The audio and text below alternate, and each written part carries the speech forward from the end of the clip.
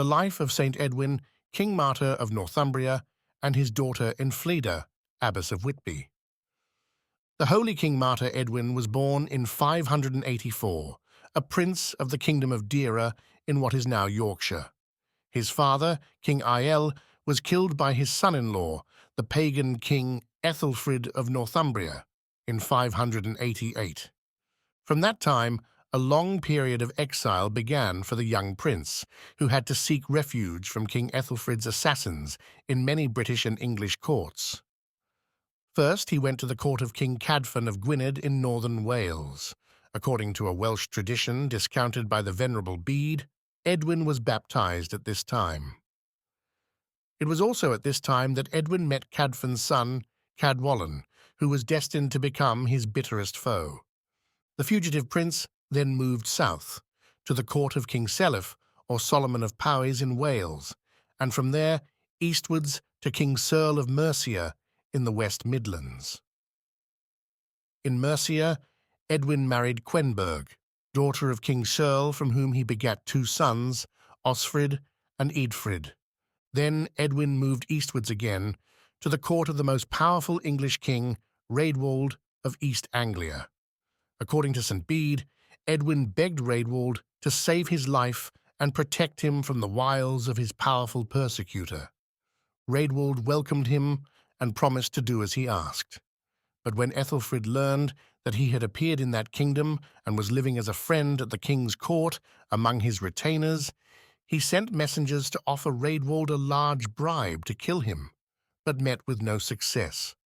He sent a second time and a third, offering greater sums of money and threatening Raedwald with war if he refused. Raedwald, whether cowed by his threats or corrupted by his gifts, yielded to his request and promised either to kill Edwin or to hand him over to Ethelfrid's envoys. A loyal friend of Edwin discovered this, and in the first hour of the night entered the bedroom where he was preparing to sleep, and calling him outside, he told of the action the king had promised to take against him, and he added, "If you wish, I shall take you from this kingdom this very hour and bring you to a place where Raedwald and Ethelfrid can never find you." Edwin replied, "I am grateful for your kindness, but I cannot do as you propose. I made an agreement with this great king, and I cannot be the first to break it when he has done me no harm, and has yet shown no enmity towards me. Indeed, if I am to die, let it be he rather than some lesser man who accomplishes my death. For where should I now take refuge after wandering so many years through all the kingdoms of Britain to escape the snares of my enemies?" So his friend went away, and Edwin stayed alone outside. And while he sat sadly before the palace, he grew deeply troubled in his thoughts, not knowing what to do or where to turn. For a long time he suffered this silent anguish of mind, consumed by inward fire, when suddenly at dead of night he saw silently approaching him a man whose face and dress were unfamiliar, and he was greatly alarmed at this strange and unexpected appearance. But the other came up and greeted him, and asked him why he sat awake there on a stone, alone and sorrowful, at an hour when all other men were at rest. Edwin asked in return what concern it was of his whether he spent the night indoors or outdoors. The stranger replied, "Do not suppose that I am ignorant of the reason for your sorrowful vigil and your sitting here outside in solitude. I know very well who you are, and why you are sad, and what impending evils you fear. But tell me what reward you would give to one, if such there be, who would release you from these sorrows and persuade Raedwald neither to harm you nor to deliver you to your enemies to be slain." Edwin replied that he would give such a man everything in his power in return for such kindness. The stranger went on, "And what if he were to promise, and not in vain, that your enemies will be destroyed, and that you will be king and surpass in power not only all your ancestors, but all who were kings before you among the English people?" Edwin, encouraged by his questions, did not hesitate to promise that he would show ample gratitude to such a benefactor. Then he asked Edwin a third question. If he who can truthfully predict such good fortune for you can also give you advice for your salvation and way of life, and better and more useful advice than your parents or any of your kinsmen knew, will you consent to obey him and accept his salutary counsel? Without hesitation, Edwin at once promised to follow in every particular the guidance of one who would rescue him from so many grievous troubles and raise him to the kingdom. On receiving this reply, the one who spoke with him at once placed his right hand upon his head and said, "When you encounter this sign, remember this moment and our conversation, and do not delay the fulfillment of your present promise." And with these words, it is said, he suddenly vanished, that Edwin might realize that it was not a man who had appeared to him, but a spirit. The young prince remained seated there alone, heartened by the comfort given him, but also deeply disturbed and anxiously wondering about the identity and origin of the one who had spoken with him. Meanwhile, his friend mentioned above came to him, and greeting him cheerfully said, "Get up and go inside. Put aside your anxieties and set your body and mind at rest, for the king's heart is changed, and he has no plan to harm you, but rather to keep faith with you. When he privately disclosed to the queen the plan that I reported to you, she dissuaded him from his purpose and warned him that it was unworthy of so great a king to sell his best friend, in the hour of his need, for gold and even worse, to sacrifice his honor, which is more precious than any wealth, for love of money." To be brief, the kind kept his word and not only refused to betray the exile to the enemy messengers, but even helped him to gain the kingdom. Soon after the messengers returned home, he raised a great army to overthrow Ethelfrid, giving him no time to bring his whole army together. And when Ethelfrid's heavily outnumbered force engaged with him, Raedwald slew him on the Mercian border on the east bank of the river Idle. Raedwald's son, Regan here, was also killed in this battle, and so Edwin, in accordance with the vision he had received, not only escaped the snares of the king his enemy, but on his death succeeded to his kingdom. This took place in 616, and in about 622, King Edwin also conquered the islands of Anglesey, Man, and Priestholm, forcing King Cadwallon of Gwynedd to flee to Ireland. The occasion of the Northumbrian people's conversion to the faith, writes the Venerable Bede, was that King Edwin became related to the kings of Kent by taking as his wife King Ethelbert's daughter, Ethelberga, who was also called Tatai. When Edwin first sent ambassadors to ask her brother Eadbald, who was then King of Kent, for her hand in marriage, he received the reply that it was unlawful for a Christian maiden to be married to a heathen, for fear that the faith and mysteries of the King of Heaven might be profaned by union with a king who was utterly ignorant of the worship of the true God. When the messengers brought back this reply, Edwin promised to put no obstacle of any kind in the way of the Christian faith which the maiden practiced. On the contrary, he would allow her and all her retinue, men and women, priests and attendants, to continue in the Christian faith and to follow the Christian form of worship. He also said that he, too, would accept the same religion, provided that it was found, when examined by his advisers, to be holier and more worthy of God. And so the maiden was betrothed and sent to Edwin, and by the terms of the agreement Paulinus, a man beloved of God, was ordained bishop to accompany her, and, by daily instruction and the celebration of the heavenly mysteries, to protect her and her retinue from being defiled by their association with the heathen. The following year, that is in 626, there came to the kingdom an assassin called Eumer, sent by Cuichelm, king of the West Saxons. His intention was to deprive King Edwin of both his kingdom and his life, and he carried a two-edged knife treated with poison, so that if the wound inflicted by the blade failed to kill the king, the poison would complete its work. He came to the king at Pasca, near to the river Derwent, where at that time there was a royal estate, and was admitted on the pretext of delivering a message from his master. And while cunningly explaining his pretended mission, he suddenly leapt up, drew the knife concealed in his clothes, and attacked the king. Seeing this, Lilla, a thane devoted to the king, at once interposed his own body to take the thrust of the dagger, as he had no shield to hand to save the king from death. But the enemy plunged in the blade with such force that he not only killed the thane, but also wounded the king through his body. Swords were drawn, and Yuma was at once attacked from all sides, but in the confusion he killed yet another of the thanes named Forthere with the treacherous weapon. The same night, the holy night of Pascha, the queen bore the king a daughter, who was named Enfleda.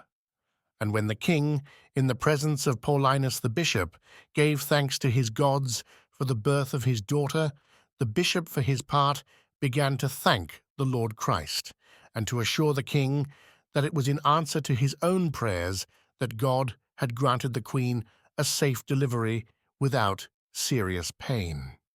Delighted by his words, the king promised to renounce his idols and serve Christ, if he would grant him life and victory in battle over the king responsible for sending the assassin who had wounded him. And as a pledge that would keep his promise, he entrusted his daughter to Bishop Paulines to be consecrated to Christ. She was baptized, the first of the Northumbrians to receive baptism, on the feast of Pentecost, together with 11 others of his household. When the king's wound was healed, he summoned his army, marched against the West Saxons, and joined battle, and he either slew or forced to surrender all whom he discovered to have plotted his death. Returning home victorious, he would not accept the mysteries of the Christian faith immediately and without due consideration, even though he had not worshipped idols since his promise to serve Christ. One day the man of God came to him, placed his right hand upon his head, and asked if he recognized this sign. The king trembled and would have fallen at his feet, but Paulinus raised him up and said to him in a voice which seemed familiar, "See, by God's help, you have escaped from the hands of the enemy you feared, and again, by his gift, you have gained the kingdom that you desired. Remember the third promise that you made, and hesitate no longer.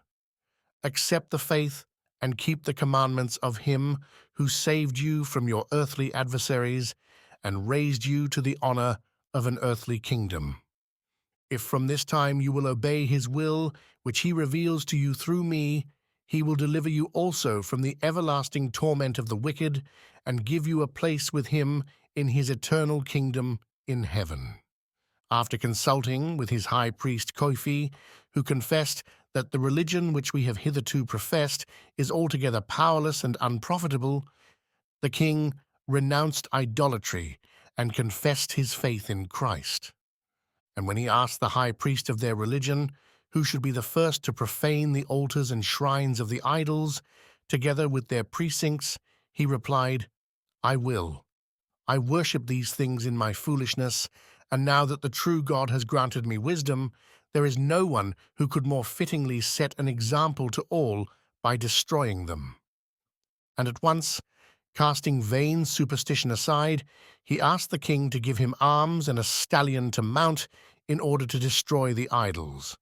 For the high priest of this religion had not been permitted to bear arms or to ride except on a mare.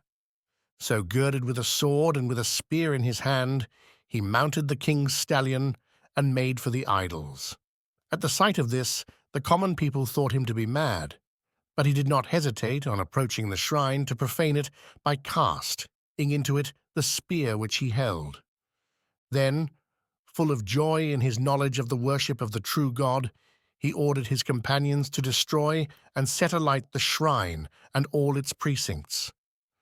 The place where the idols once stood is still pointed out not far from Iberacum or York to the east, across the river Derwent, and today it is called Godmundingaham or Goodmanham.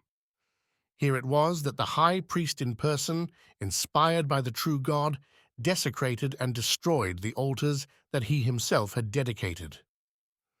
On Pascha 627, King Edwin, all his noblemen, and a vast number of the common people were baptized in a hastily constructed wooden church dedicated to St. Peter in York.